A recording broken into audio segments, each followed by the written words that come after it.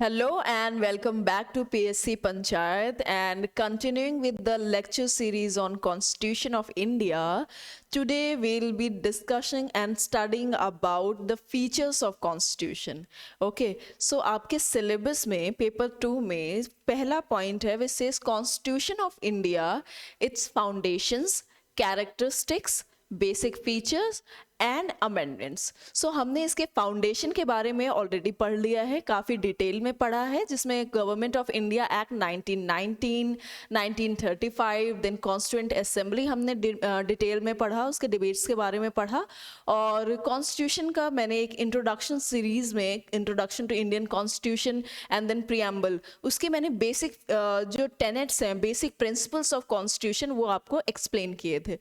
Now we'll be studying about the features of constitution.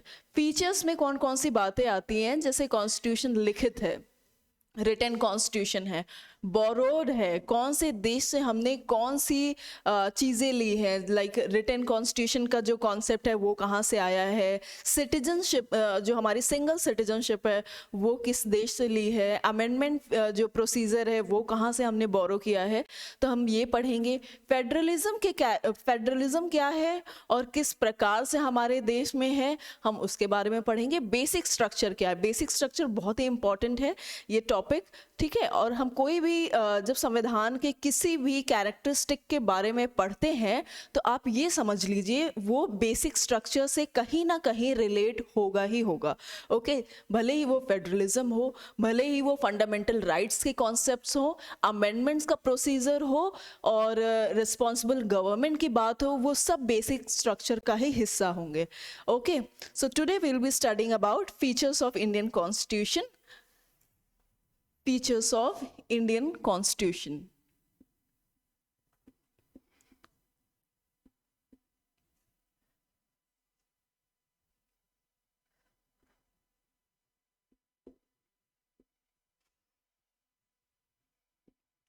Indian Constitution.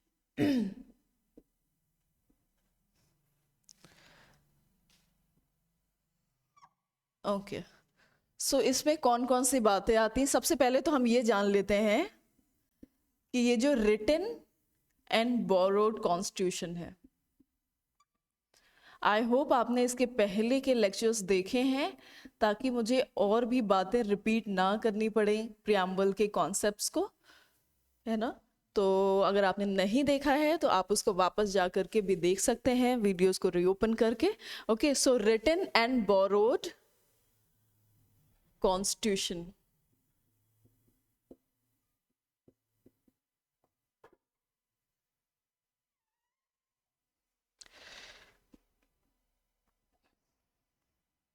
Okay, so written and borrowed constitution, ये तो हमने constituent assembly में पढ़ा था कि ये कई देशों से वहाँ के अलग अलग फीचर्स को इंडिया के कॉन्टेक्स्ट में उसको अडॉप्ट किया गया था। सो पहले हम ये समझ लेते हैं कि रिटन कॉन्स्टिट्यूशन से क्या मतलब होता है और रिटन कॉन्स्टिट्यूशन से फ़र्क क्या आता है। अगर ये रिटन नहीं होता तो क्या इसके अलावा भी कोई और तरीका है कॉन्स्टिट्यूशन के होने का। ओके, सो रिटन कॉन्स्टिट्यूशन ये हमारा एक सैलिएंट फीचर है हमारे कॉन्स्टिट्यूशन का, ठीक है। अब ये आया कहाँ से है, यूएस में है, जो यूनाइटेड स्टेट्स ऑफ अमेरिका में जो रिटन कॉन्स्टिट्यूशन है उससे इसको अडॉप्ट किया गया है। यूके में क्यों नहीं, क्योंकि यूके में रिटन कॉन्स्टिट्यूशन का कॉन्सेप्ट नहीं है। अब रिटन कॉन्स्टिट्यूशन और रिटन अनरिटन कॉन्स्टिट्यूशन जहां होता है उसको कहते हैं कॉन्स्टिट्यूशनल कन्वेंशंस। वो कन्वेंशंस के आधार पे चलते हैं, वहां पे कोई एक किताब नहीं है जो आपको set of rules and norms बताती है। वहां पे कई कन्वेंशंस हैं जो स्टैब्लिश्ड प्रोसीजर्स हम कह सकते हैं, कई सालों से चले आ रहे हैं और एक तरीके से वो स्टैब्लिश्ड हो चुके हैं। तो स्टैब्लिश्ड प्रोसीजर है, पॉलिटिकल, एक तरीके से उनको पॉलिटिकल सैंक्शन मिला हुआ है उन प्रोसीजर्स को, तो वो सब मिला करके एक अनरिटन कॉन्स्टिट्यूशन बनाते हैं, या फिर कह सकते हैं constitutional conventions. UK, United kingdom constitutional conventions में ही चलता है, इसीलिए वहाँ पे पार्लियामेंट्री सुप्रीमेसी है। जो पार्लियामेंट लॉज बनाता है वही लॉज धीरे धीरे वो कॉन्स्टिट्यूशन का ही रूप लेते हैं। ओके, बट यूएस में क्या है, यूएस में रिटन कॉन्स्टिट्यूशन है, एक किताब है, जैसे हमारे देश में है कॉन्स्टिट्यूशन ऑफ इंडिया 1950, वैसे ही यूएस का भी एक रिटन एक किताब है, और उसी set of rules and norms पे गवर्नेंस सिस्टम चलता है। ओके, अब जब रिटन कॉन्स्टिट्यूशन होता है, यूएस में क्या है, रिटन कॉन्स्टिट्यूशन है, यूके अनरिटन कॉन्स्टिट्यूशन। यूके से हमने बहुत सारे चीज़ें अडॉप्ट की हैं, लेकिन एक ये जो कॉन्स्टिट्यूशन वाला मुद्दा है ये यूके का नहीं है, यूके से अनरिटन कॉन्स्टिट्यूशन। और जब रिटन कॉन्स्टिट्यूशन होता है उससे एक कॉन्सेप्ट निकल के आता है, उसको कहते हैं कॉन्स्टिट्यूशनलिज्म। कॉन्स्टिट्यूशनलिज्म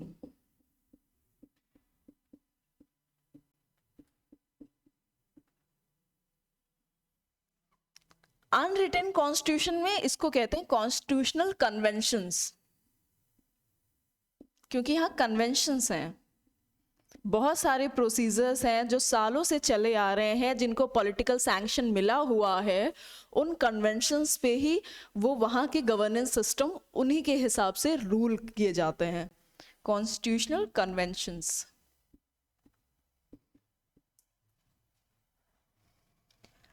कॉन्स्टिट्यूशनलिज्म से क्या अर्थ है? कॉन्स्टिट्यूशनलिज्म बेसिकली ये कहता है, ये पूरा तो कॉन्स्टिट्यूशन का ही शब्द है बट आगे इज्म लगा दिया गया है। ओके, सो कॉन्स्टिट्यूशनलिज्म से मतलब ये है कि there is a set of rules and norms through which the country is governed. Okay, अब जब वो उस set of rules and norms के हिसाब से वो कंट्री गवर्न हो रही है, तो वहां पे क्या होता है, रूल ऑफ लॉ स्टैब्लिश होता है। एक कॉन्स्टिट्यूशनलिज्म से एक सीधा सीधा हम ये समझ सकते हैं कि ये जो कॉन्सेप्ट है ना, ये एक बाउंड्री क्रिएट करता है, boundary of laws, rules, regulations, और हर एक गवर्नेंस इंस्टीट्यूशन को एक बाउंड्री देता है, उनको एक डिमार्केशन ऑफ बाउंड्री देता है कि आपको इसके परे नहीं जाना है। सो बेसिकली हम क्या समझ सकते हैं, ये आपका दायरा क्रिएट करता है, गवर्नेंस इंस्टीट्यूशंस का ये दायरा क्रिएट करता है। So constitutionalism is basically set of rules and norms to govern the country, which establishes rule of law.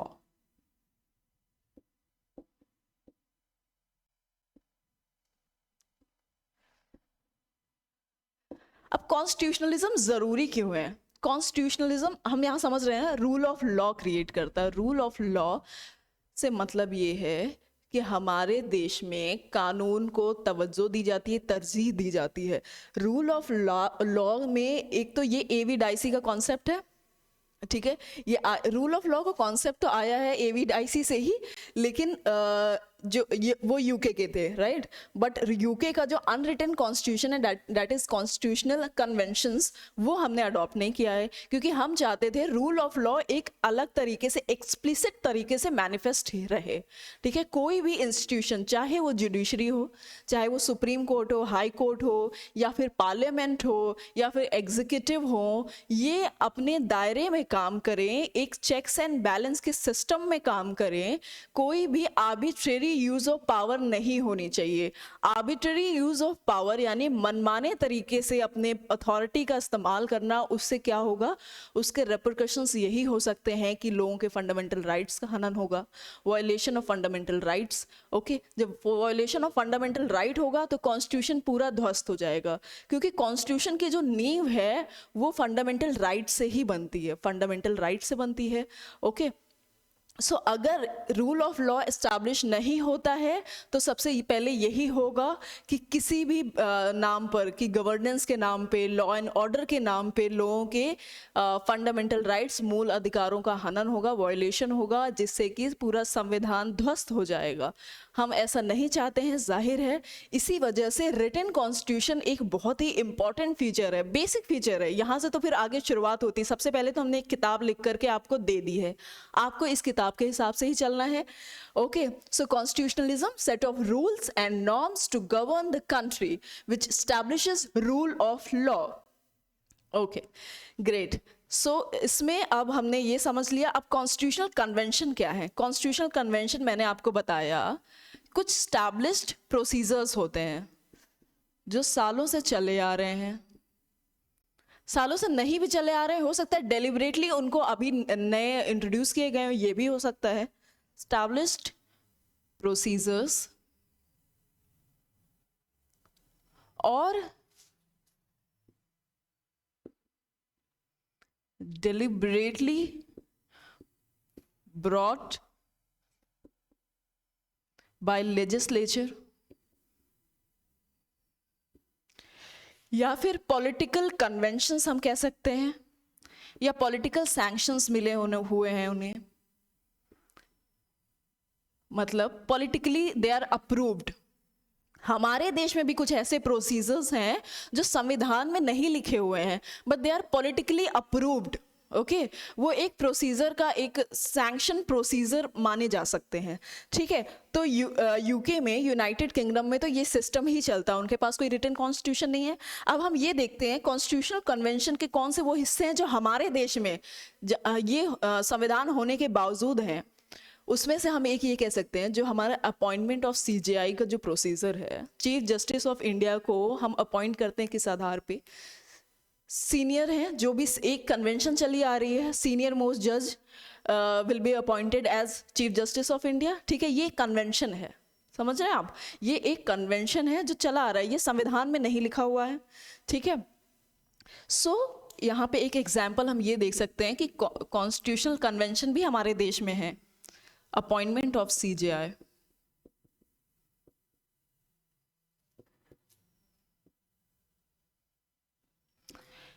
Prime minister का अपॉइंटमेंट, कि प्राइम मिनिस्टर कौन होगा, क्या ये लिखा हुआ है कि प्राइम मिनिस्टर कौन होगा? ये तो जिस लीडर के लिए सबसे ज्यादा सपोर्ट होगा और वो प्राइम मिनिस्टर बन जाता है। ठीक है, पीएम। सो ये सारे जो प्रोसीजर्स हैं ये कन्वेंशंस का हिस्सा होंगे। ओके, सो हमने ये समझा कॉन्स्टिट्यूशनलिज्म और कॉन्स्टिट्यूशनल कन्वेंशन का क्या पर्पस है। अब आपकी बार आपने या तो कई एग्जाम प्रीवियस ईयर क्वेश्चंस में देखा होगा, मेंस में ये सवाल आता है कि what do you mean by constitutionalism and why is it important in India?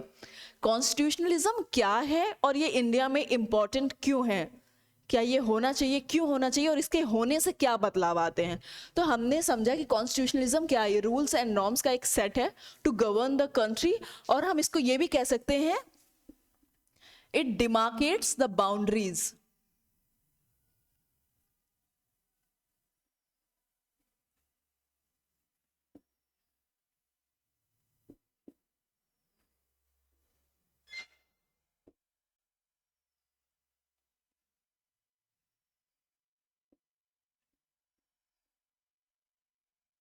demarcates boundaries for governing institutions। ये बाउंड्री क्रिएट करता है कि आपको अपने दायरे से आगे नहीं बढ़ना है। उससे क्या होगा? रूल ऑफ लॉ स्टैब्लिश होता है, एक देश सुचारू रूप से चलता है। ठीक है, सो कॉन्स्टिट्यूशनलिज्म क्या है हमने ये बताया। फिर हम आगे जब बताएंगे कि कॉन्स्टिट्यूशनलिज्म का इंपॉर्टेंस क्यों है, तो हम उसमें बताएंगे कि ये इसलिए इंपॉर्टेंट है क्योंकि it demarcates the boundaries for governing institution, it protects in a way rule of law. ये रूल ऑफ लॉ को इस्टेब्लिश रहने में ये मदद करता है।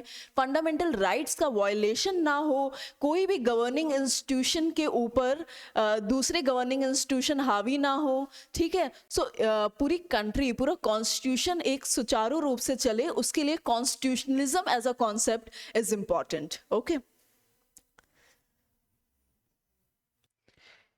ओके, सो हम रिटन एंड बोरोड कॉन्स्टिट्यूशन के बारे में पढ़ रहे थे.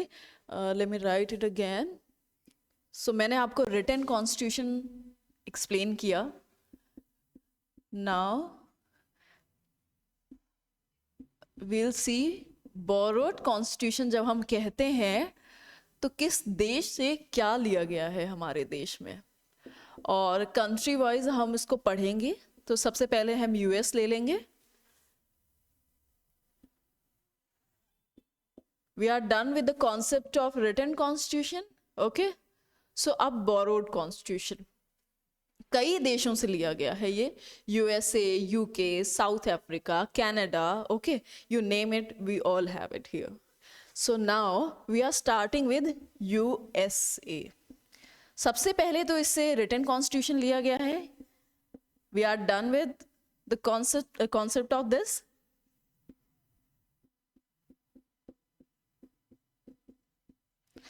नाउ नेक्स्ट क्या है, which is very important. Okay, वो एक तरीके से हम कह सकते हैं हमने रिटन कॉन्स्टिट्यूशन में क्या पढ़ा, कॉन्सेप्ट ऑफ कॉन्स्टिट्यूशनिज्म को बचाए रखने के लिए, रूल ऑफ लॉ स्टैब्लिश रहे उसके लिए हमने रिटन कॉन्स्टिट्यूशन का कॉन्सेप्ट लिया वहां से.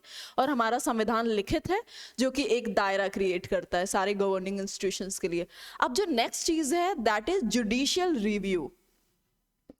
आए दिन अखबारों में रहता है किसी ना किसी मुद्दे को लेकर कि सुप्रीम कोर्ट ने फला फला गवर्नमेंट फला फला लॉ को बोला कि ये संविधान के इस प्रिंसिपल्स के अगेंस्ट जा रहा है या फिर लेजिटिमेट है ना, या फिर कोई एडमिनिस्ट्रेटिव एक्शन होता है उसको लेकर सुप्रीम कोर्ट कहती है कि इससे लोगों के अधिकारों को ये हनन हो रहा है या फिर ये सही है ना. तो बेसिकली जुडिशियल रिव्यू से सबसे पहले तो वो ये बताती है कि लेजिटिमेट करती है, legitimation of law, any administrative action, या फिर कोई जजमेंट का भी हो सकता है कि यानी जो जुडिशियल हम ये कह सकते हैं जो पुराने केसेस हैं उनका भी रिव्यू हो सकता है इससे.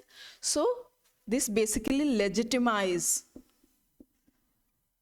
Legitimise how, in the sense of its constitutionality, like ये कॉन्स्टिट्यूशन के प्रिंसिपल्स के साथ जा रहा है या नहीं. Constitutionality,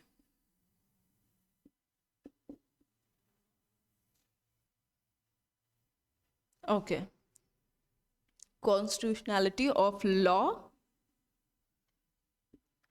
administrative action,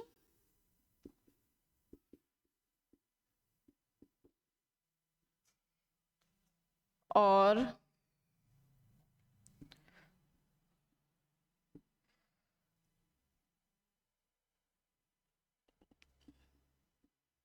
judiciary in the sense that any case review हम कह सकते हैं. उसमें हम क्वेश्चन ऑफ लॉ को हम दोबारा देख सकते हैं. ओके, तो बेसिकली कॉन्स्टिट्यूशनैलिटी ऑफ लॉ को वापस से देखता है, लेजिटिमाइज करता है उसको. जुडिशियल रिव्यू आया है यूएसए से. यूएसए से ये कॉन्सेप्ट हमने अडॉप्ट किया है. अब आपको ध्यान होगा 2021 में ये मुद्दा जब उठा था, मैं ये एग्जांपल इसलिए ले रही हूँ क्योंकि इसके बारे में मुझे लगता है ज़्यादा लोगों को पता होगा. Central Vista project of centre government की जो सेंट्रल विस्टा प्रोजेक्ट है जिसमें Rashtrapati Bhavan, parliament, national archives और भी उस एरिया में जो भी गवर्नमेंट बिल्डिंग्स हैं उनके बारे में ये जो प्रोजेक्ट लॉन्च किया गया था, सेंट्रल विस्टा प्रोजेक्ट. तो सुप्रीम कोर्ट ने उसकी बारे में बोला था कि गवर्नमेंट को तब तक अधिकार है, वो अपना कोई भी काम कर सकती है, कोई भी लेजिस्लेटिव लॉ निकाल सकती है जब तक वो संविधान के दायरे में काम कर रही है. तो आप संविधान के दायरे में काम करते हुए अपने लेजिस्लेटिव एक्शंस के साथ प्रोसीड कर सकते हैं, एडमिनिस्ट्रेटिव एक्शंस, एग्जीक्यूटिव एक्शंस के साथ प्रोसीड करते हैं. तो बेसिकली उसका क्रक्स क्या है, उसका क्रक्स ये है कॉन्स्टिट्यूशनैलिटी, मतलब कॉन्स्टिट्यूशनल के आप साथ ही चलिए, उसके अगेंस्ट आपको नहीं जाना है. ओके, ठीक है. सो जुडिशियल रिव्यू के through they challenge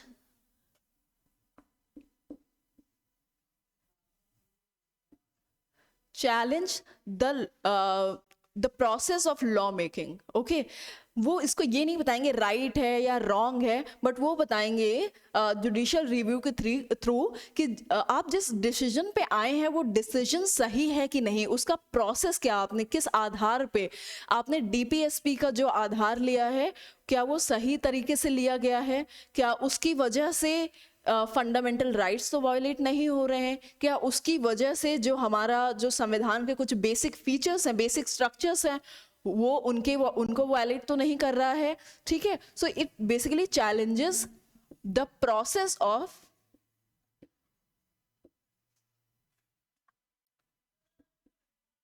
law making,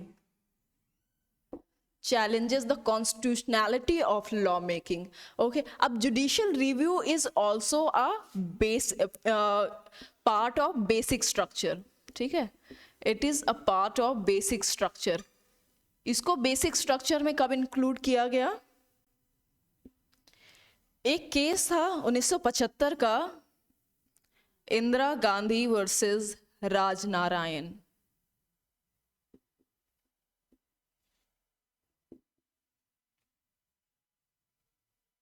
1975।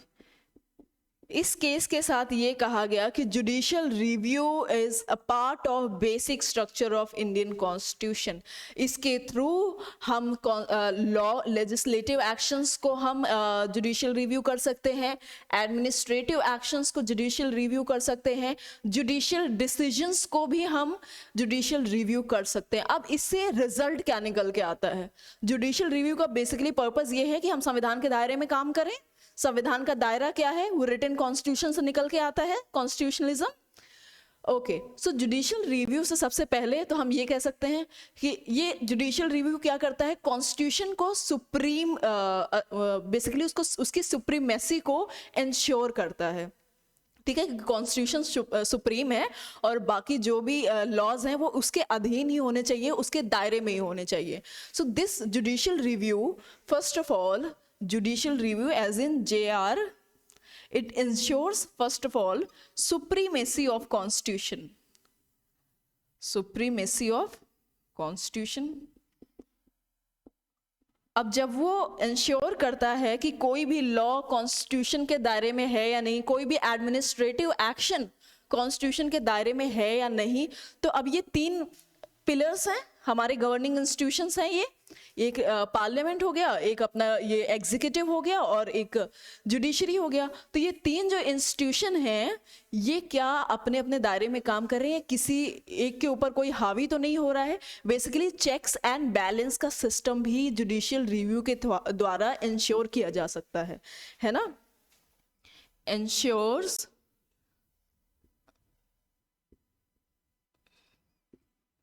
checks and balances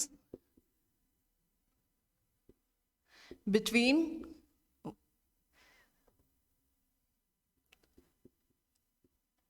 governing institutions।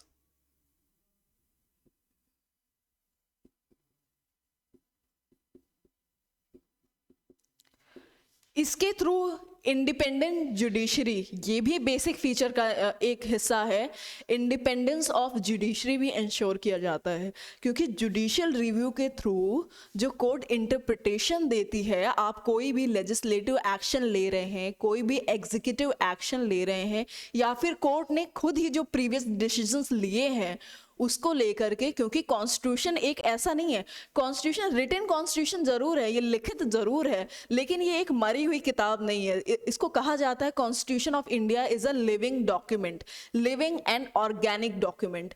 ये समय के साथ साथ सोसाइटी में एवोल्यूशन के साथ साथ सोसाइटी में जितने ट्रांजिशन होते हैं, जो हमारी पिछली जनरेशन थी उस वक्त हमारे बहुत सारे अधिकार नहीं थे, है ना, बहुत सारे अधिकार प्रोमिनेंट नहीं थे, जैसे अब आजकल राइट टू प्राइवेसी आ चुका है ना, उस वक्त ये नहीं था। तो राइट टू बी फॉरगॉटन भी आ चुका है, क्योंकि हमारे पास अब इंटरनेट की सुविधा है, तो कोई भी वीडियो चली जाती है एक बार इंटरनेट में तो वो तो है ही है, बट एक राइट टू बी फॉरगॉटन का भी कॉन्सेप्ट आ रहा है कि मेरे पास ये अधिकार है कि स्टेट इंश्योर करे कि कोई ऐसा वीडियो जो मैं नहीं चाहती हूँ कि अब इंटरनेट में अवेलेबल हो तो उसको वापस लिया जा सके, यानी मुझे भुलाया जा सके, इंटरनेट के थ्रू। सो ये सारे अधिकार पहले नहीं थे, आज से 20 साल पहले, 30 साल पहले हम नहीं सोच सकते थे कि ऐसा भी कुछ होगा, बट अब ऐसा है। तो और संविधान में भी वो आ चुका है, संविधान द्वारा उसको मान्यता प्राप्त है। सो इसका मतलब ये होता है कि रिटन जरूर है, बट वो समय दर समय बदलता रहता है। कानून भी जो ट्रांजिशन ऑफ सोसाइटी है उसको एक्सेप्ट करता है। कानून कभी स्टैग्नेंट नहीं हो सकता, संविधान कभी स्टैग्नेंट नहीं हो सकता, वरना वो एक तालाब का पानी है जो एक ही जगह पे सड़ चुका है, वैसा हो जाएगा, है ना। उसका बीओडी, बायोलॉजिकल ऑक्सीजन डिमांड जो है घटता बढ़ता चला जाएगा और उसमें सांस नहीं आएगी, सारे जितने जीव जंतु हैं सब मर जाएंगे, है ना। तो वैसा ही संविधान के साथ भी है, इसका एक ऑर्गेनिक होना, इसकी एक्सेप्टेंस, इसका एवोल्यूशन, इसका डायनेमिज्म होना बहुत ज़रूरी है। तो उसी के साथ हम बात कर रहे थे कि it ensures judicial independent of judiciary को भी इंश्योर करता है। Okay, third point will be independence of judiciary।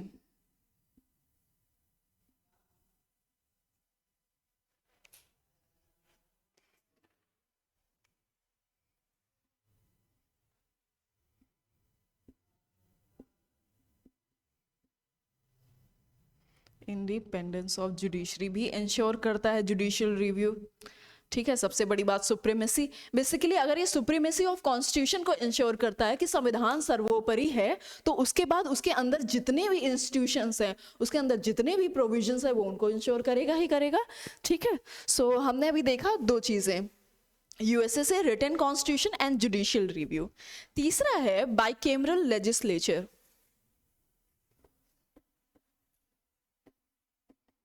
यानी जो दो सदनों की व्यवस्था है, ये भी यूएस से आई है।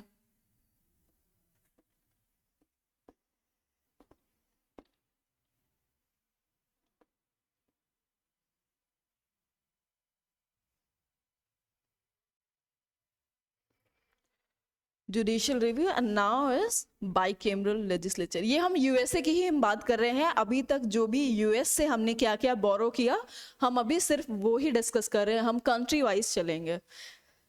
बाइकैमरल लेजिस्लेचर,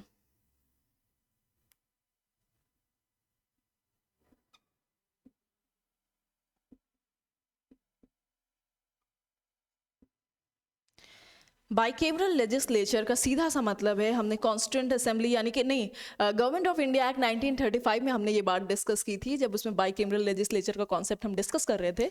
तो बाइकैमरल लेजिस्लेचर बेसिकली दो सदन है, कोई भी कानून आएगा, कोई भी लॉ आएगा, दोनों सदनों से होकर आएगा। एक सदन में जाएगा, वहां पे डिस्कशन होगी, वोटिंग होगी, उस सदन से पास होने के बाद दूसरे सदन में आएगा, वहां पे वही सेम प्रोसीजर दिया जाएगा। देन फाइनली वो पास होने के बाद हमारे प्रेसिडेंट साहब के पास जाएगा, वो सिग्नेचर करेंगे, फिर गैजेट में नोटिफिकेशन आएगा, और ऐसे लॉ से हम आम जनता इंट्रोड्यूस किए जाते हैं, ठीक है। सो बाइकैमरल लेजिस्लेचर यानी कि to houses,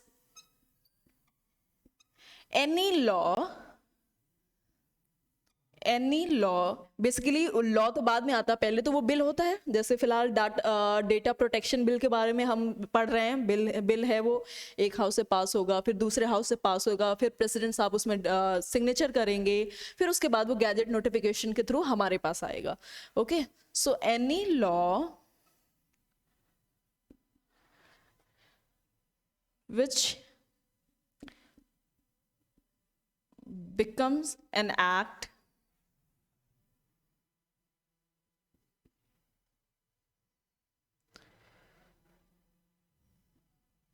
goes through both houses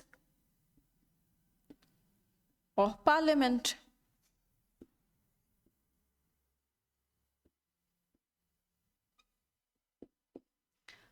ठीक है, लोकसभा है, राज्यसभा है, दोनों सदनों से होकर ही कानून, दोनों सदनों से पास होने के बाद ही एक एक्ट के रूप में हमारे पास आता है, ठीक है। बाइकैमरल लेजिस्लेचर का यही मकसद है। और दो सदन क्यों, या फिर बाइकैमरल लेजिस्लेचर ही क्यों, इसका बेसिकली इसका एक पर्पस ये है कि policy of delay and caution, जो policy of delay and caution है वो कहती है, इसमें आप शब्द देखिए, policy of delay and caution, मतलब हम थोड़ा डिले जरूर कर रहे हैं, बट हम कॉशन भी रख रहे हैं ना। एक तरीके से हम इंश्योर कर रहे हैं कि हम जो भी कानून लेके आ रहे हैं उसमें सबकी सहमति होनी चाहिए। लोकसभा में जो मेंबर्स हैं उनकी सहमति हो, ठीक है, राज्यसभा वालों की सहमति हो। तो उससे क्या होता है कि उसमें डिस्कशन डिबेट बहुत होते हैं, तो उससे ये होता है कि हम, देरी जरूर होती है बाइकैमरल लेजिस्लेचर में।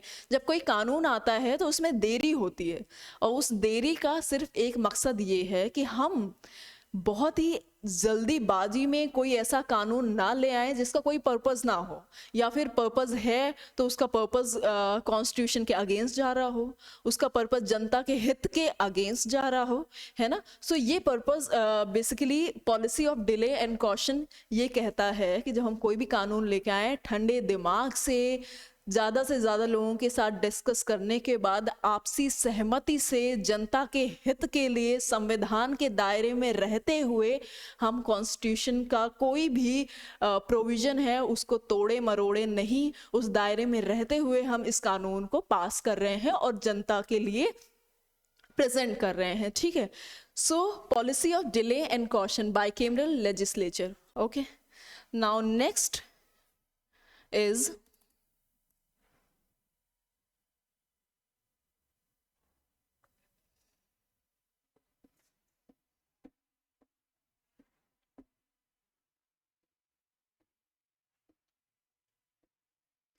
judicial review, written constitution, judicial review, bicameral legislature। ये तीन बातें हमने डिस्कस कर ली। इनमें थोड़ा कॉन्सेप्ट था, इसलिए मैंने इनको आपको डिटेल में भी एक्सप्लेन किया।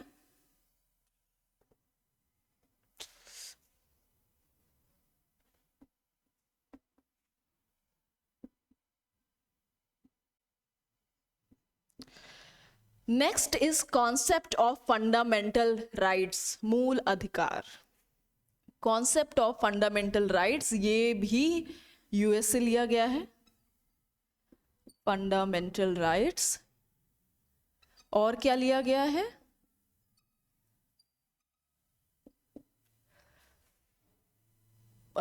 वाइस प्रेसिडेंट की जो पोजीशन है वो भी ली गई है।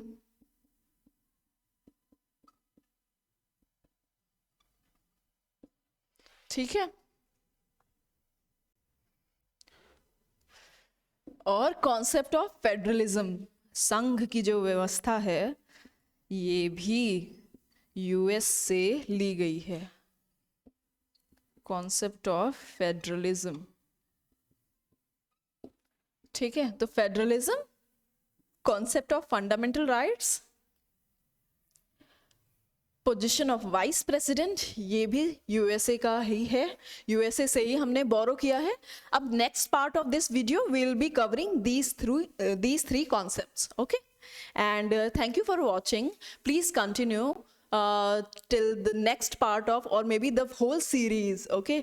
We'll be learning more about the constitution, we'll be learning the concepts of it, the backstory of the provisions, okay? So I hope you're liking this, and thank you for watching.